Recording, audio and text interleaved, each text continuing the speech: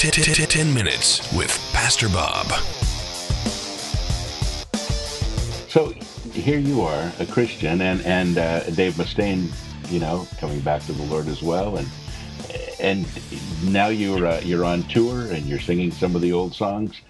How does it feel differently these days, singing in Megadeth? I think there's this misconception, and a lot of it is from the people that don't know, don't understand, and I don't fault them for that. But I think there's a misconception. All heavy metal's bad, it's evil, it's blasphemous, blah, blah, blah. And while there's certainly some that is, for sure, I'm not going to deny that, Megadeth was never one of those bands. In fact, years ago, Dave would always, or not always, but a lot of times would reference the Bible or would even use scripture to complete a lyric of a song. And there was never a blasphemous tone to the lyrics, even though there were a couple of songs that spoke about the subject of that.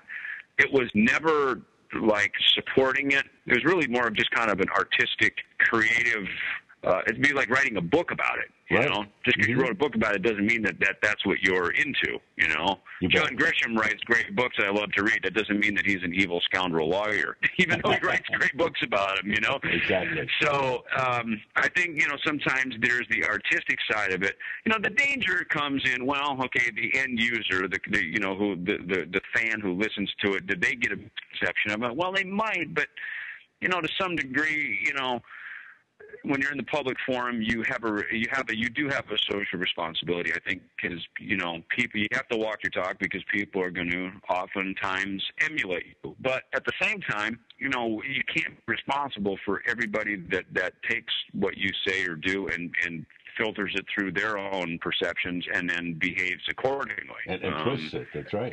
Sure. I think the difference now is, first of all, we're in our 40s, we're adults. We approach it with a much different attitude and mindset. Clearly, we do not have any intention of leading people down the road of temptation. You go to church and you say the Lord's Prayer, lead me not into temptation, and turn right around and walk into a topless bar. Okay, that would be pretty much in direct violation of what you just asked the Lord to help you not do. That's true. So for us to in prayer to do that same thing is lead me not into temptation. It's important that out here, playing in a rock and roll music outfit like Megadeth, that we don't.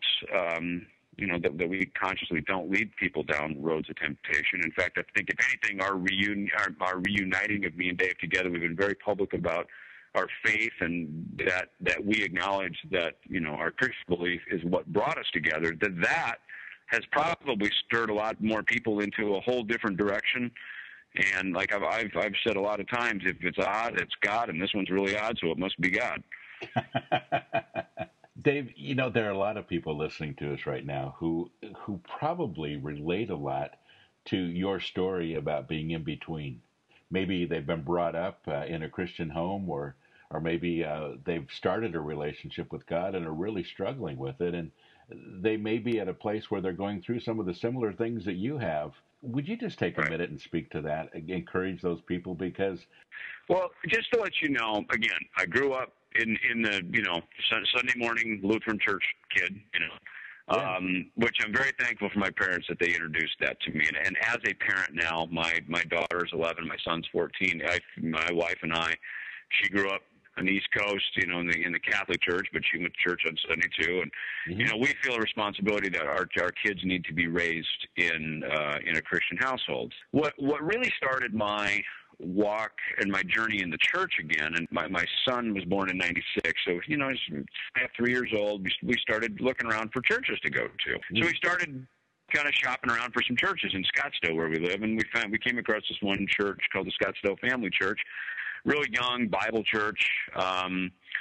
Music was real good. We went. The Sunday school programs were really good, and we just liked it. It was a good hang. It was people our age. It was just young and vibrant and very hip, and just it spoke right to us.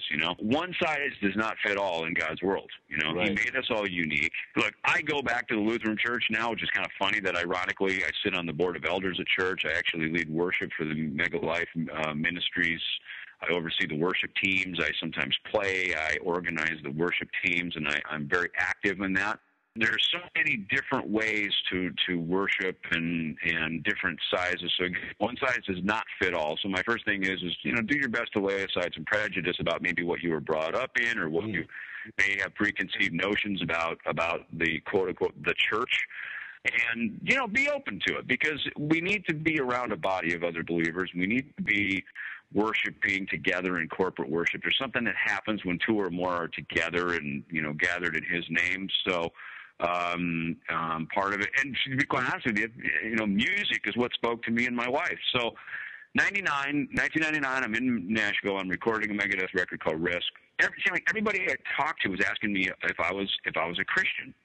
A woman came to give me a massage one day, like a legitimate massage, and she asked me, "Oh, so are you a Christian?" I thought, well, that's an odd comment to make to somebody that know her or anything. And within a couple of days, 3 people started asking me about my faith. I have to really seriously think about it, because I wasn't that committed to it. So I called my wife and I said, "You're not going to believe it. It's like the Christian army is just coming at me right now. I'm down here in Nashville in the Bible Belt, You're in the buckle of the Bible Belt." Yeah, exactly. So and she goes, "Well, that's pretty funny, because the worship leader from the new church we've been going to just called and asked that when you get home if you could play bass for him this Sunday in church." And so I just looked up at the sky and I went, "Okay, God, I get it." And so then I started sitting and playing in church once in a while, and I enjoyed it. I enjoyed playing a lot of different kinds of music, even though I make my living playing hard rock and metal. But I enjoyed it. It was fun playing with other people, different setting. I enjoyed in church. You're there for the audience of one, which is playing for the Lord. I believe God's got a good humor. He knows who he's working with, and he knows that we can be very rigid. And it's finally when I made myself a little more like clay and became pliable, that he was able to use me in many different things. And man, my journey here over the last 12 years, 12 years or something, has really has been remarkable. I'd be honest with you, 10 years ago, I wouldn't have been having this conversation. I was too embarrassed really to talk openly about my Christian faith, especially in the heavy metal community, where it's kind of frowned upon lots of times, like, "Oh, dude, you're not cool." But I find now that this is certainly one of the things that I'm called to do in this lifetime, is to be very open about it, and not to promote it, but just to put it out there. And if it's attractive to someone, then then we can talk further about it from there. Dave, isn't it exciting, really, that the metal community is a real searching community, and there are people that are finding answers, and they're very honest. They're my favorite people. Yep. And I think it's where a whole lot of people these days are ending up, because when you seek, and you honestly seek with your heart, you find Jesus Christ, don't you? Absolutely. In fact, I've often said, Bob, that it's like my 2 favorite kinds of music are praise music and metal. Yeah. And people look at me too. What are you doing? I said, they're polar opposites, but they're exactly the same in the sense that they're totally committed to what they're seeking and what they stand for. And aside from just I love the music, but and I tell you, it's interesting, because since Dave and I have been very open about this, our faith walk and our reconciliation here in recent weeks, we put that out there. We talked about that. The notes are second. We know the songs. We love the fans, but that has to be secondary to, obviously the Lord has called us up into a position to be out on the front line, and my experience is that God will always keep you safe and protected on the front line, because he's the one who's, again, like Scripture says, if God's for us, who can be against us? That's right. If he puts you on the front line for something, don't be afraid. Fear not. God has got your back. Dave, you're definitely on the front line, and it's exciting, really, to see you back with the band. And I'm so glad you're doing well, and that God is blessing your life.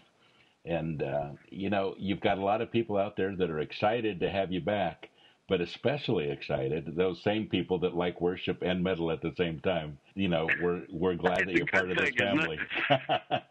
One thing about it is, God is the light, and the light, as soon as you walk in a room, you turn on the light switch, the darkness has nowhere to go except to go away. That's so right. When the light comes into the room, and when the light comes in the room and turns on, bang, guess what? The darkness can only go away. Dave, you have the support and the prayers of all the listeners here, and we just really wish you the best. God bless you, Dave. Thank you very much. Thanks.